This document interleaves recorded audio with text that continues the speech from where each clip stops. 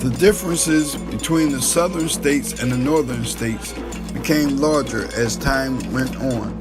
In 1860, President Abraham Lincoln won the presidential election. President Lincoln tried to keep the nation together, but the differences between the North and South over the issue of slavery were too great. The Civil War began in April 1861. When the Civil War began, slaves and abolitionists had hoped and prayed that slavery would end. On September 22, 1862, President Lincoln decided to tell the southern states that if they did not rejoin the Union by January 1, 1863, he would declare their slaves forever free. This declaration became known as the Emancipation Proclamation. The Emancipation Proclamation did not free slaves in the northern states. It allowed slaves to fight in the Civil War. President Lincoln decided to let African Americans fight in the Civil War after realizing that the North could lose the Civil War. The Civil War killed more Americans than any other war in American history. When the Confederate States found out the Union States allowed African Americans to fight in the Civil War, they threatened the African American Union soldiers with death if they were caught.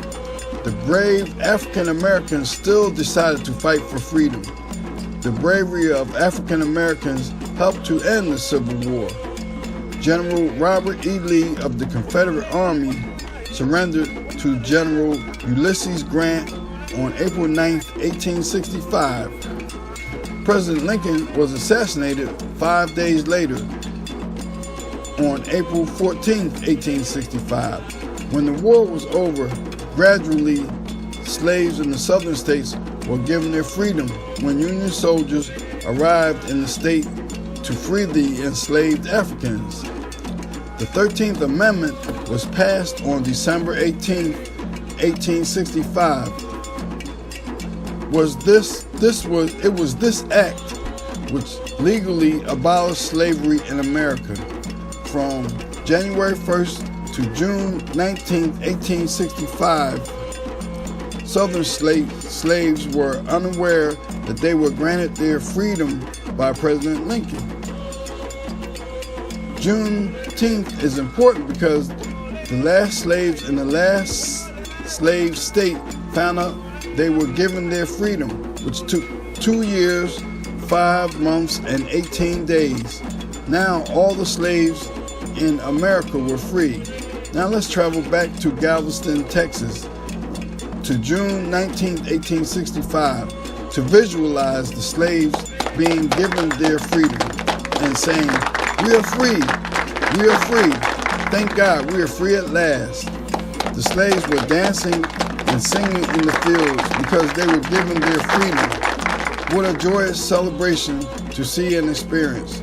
Would you like to have been celebrating with the former slaves in the field after being given your freedom?